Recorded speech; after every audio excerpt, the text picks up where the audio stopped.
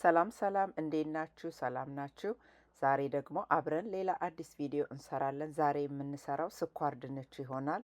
ስኳር ድንች ምንም ሙያ አያስፈልገውም፣ ገዝተን በውሃ መቀቀል ነው። ዛሬ ግን ለየት አድርገን ስኳር ድንችን በደንብ አዘንጠናት አጣፍጠናት ነው የምንሰራው። መጀመሪያ ስኳር ድንቹን ሌላ ጊዜ እንደምናደርገው አትክልትና ፍራፍሬ ሁል ጊዜም በመጀመሪያ ማጠብ አለብን። ስለዚህ በደንብ አድርጋችሁ ታጥቡታላችሁ። ካጠባችሁት በኋላ ትልጡታላችሁ። ከላጣችሁት በኋላ በቀጫጭኑ በክብ በክብ እንዲሁ እንዳለ የራሱ ቅርጽ እንዳለ እንዲሁ ክብ ክብ እንቆርጣለን። የምትፈልጉ ከሆነ ዳይስም ማድረግ ትችላላችሁ፣ እንደሚመቻችሁ። ግን በጣም ቀጫጭን አታርጉት፣ ምክንያቱም ቶሎ በስሎ የሆነ ጭምልቅልቅ እንዳይል ነው። እዚህ ጋር እንግዲህ አዘንጠናት ብለናል። ደረጃውን ጠብቀን ቆንጆ አድርገን ነው የምንሰራው። በክብ በክቡ ለእናንተ በሚመቻችሁ መጠን ከቆረጣችሁት በኋላ ኦቨን በሚገባ ትንሽ ጎርጎድ ባለ ሳህን ፈሳሽ መያዝ በሚችል ሳህን ታረጉና እንደምትፈልጉት አድርጋችሁ ትደረድራላችሁ። በተቻለ መጠን ባትደራርቡበት ይመረጣል።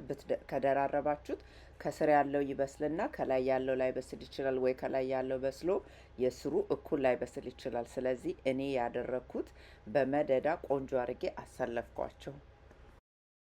ከዛ በኋላ ከላይ የምናፈሰውን ሶስ ነው የምንሰራው። ሶሱን ለመስራት በመጀመሪያ መጥበሻው ላይ ትንሽ ዘይት አደረግኩኝ። ከዛ በኋላ ብራውን ሹገር፣ በተቻለ መጠን ብራውን ሹገር ቢሆን ጥሩ ነው። ነጩ ከሆነ ግን መጠኑን መቀነስ አለባችሁ፣ ምክንያቱም ነጩ ከዚህኛው የበለጠ ሞር ጣፋጭ ነው። ከዛ በኋላ እዚህ ጋር የተዋሃዱት ቅመሞች የምታዩት ትንሽ ዝንጅብል፣ ነጭ ሽንኩርት፣ ትንሽ ኮሮሪማ፣ የዝንጅብል ዱቄት እና ቀረፋ፣ ጨው፣ ቁንዶ በርበሬ ናቸው።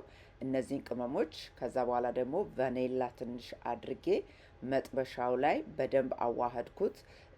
ይሄኛው ደግሞ የምታዩት እዚህ ጋር ሲራፕ ነው። ስኳር ስለጨመራችሁ ሲራፕ ስትጨምሩ እንደሚመጣጠን አድርጋችሁ እንደ ብዛቱ ይወስናል። እንደምትሰሩት ስኳር ድንች ግን ደግሞ ሲራፕ ስለምትጨምሩ ስኳሩን በጣም አታብዙ፣ ወይም ደግሞ ብዙ ሲራፕ ከጨመራችሁ ስኳሩን እንደዛ ባላንስ ማድረግ አለባችሁ። ስለዚህ እኔ ትንሽ ስኳር ትንሽ ሲራፕ እና እነዚህ ነገሮች ሁሉ አድርጌ መጥበሻ ላይ ስኳሩ እስከሚማማ ቀስ ባለ እሳት በደንብ አደረኩት። ግን መጨረሻ ላይ ሳየው ወፈረ ትንሽ። ስለዚህ እዚህ ጋር እንደምታዩት በማንኪያ ለክቼ በጣም ትንሽ 2 ማንኪያ ውሃ ትንሽ ነው ያደረኩበት። ትንሽ ላላ እንዲልልኝ ብቻ ነው የፈለግኩት። ስለዚህ ያንን አድርጌ እሳቱ ላይ በደንብ አዋሃድኩት፣ ስኳሩ እስከሚሟማ ኤቭሪቲንግ ሁሉም ነገር እስከሚዋሃድ። ከዛ በኋላ ይሄውና እዚህ ጋር ኦቨን በሚገባ ሳህን ስኳር ድንቹን በደንብ አዘጋጅቼ ስለነበረ እዛ ላይ ያዘጋጀነውን ሶስ እናፈሳለን። ሳህኑ በጣምም የሆነ ጉርጉድ ያለ መሆን የለበትም። ትንሽ ብቻ ፈሳሹን መያዝ የሚችል ከሆነ ትሪም ቢሆን ፈሳሹን መያዝ የሚችል ከሆነ ይሆናል። ስለዚህ እንደዚህ አድርጌ በኦቨን ውስጥ ከተዋለው።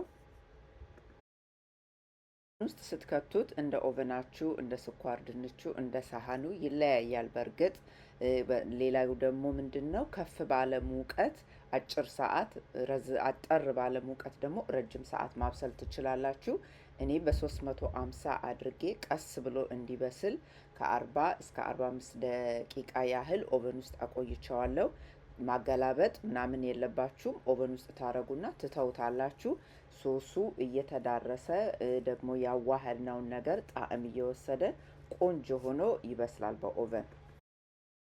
ከ45 ደቂቃ በኋላ ከኦቨን ሳወጣው ይኸውና እዩት። በቃ እንዲሁ እንዳለ ነው፣ አልተጨመላለቀም። ምንም የተበላሸ ወይም ቡክት ያለ ነገር አይደለም። ይኸውና በሰሃን አውጥቼው እዚህ ጋር በጣም ቆንጆ ሆኖ ነው የበሰለው።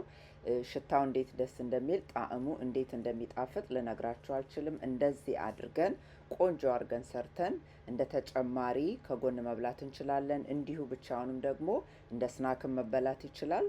አዘጋጅተን ቆንጆ አድርገን መብላት እንችላለን። ስኳሩና ሲራፑ ከበዛ ያንን መቀነስ እንችላለን። ባንጨምርም እንኳን ለአመል ያህል ጠብ አድርገን እንደዚህ አድርገን መስራት እንችላለን። የዛሬ ቪዲዮ ይሄን ይመስላል። ስኳር ድንችን እንደዚህ አድርጋችሁ አዘንጣችሁ እናንተ ሞክሩ፣ ትወዱታላችሁ። አብራችሁኝ ስለነበራችሁ አመሰግናለሁ። በሚቀጥለው በሌላ ቪዲዮ እስከምንገናኝ ሰላም ሁኑ። ሰብስክራይብ ያላረጋችሁ ሰብስክራይብ አድርጉ። ከኛ ጋራ ቤተሰብ ሁኑ።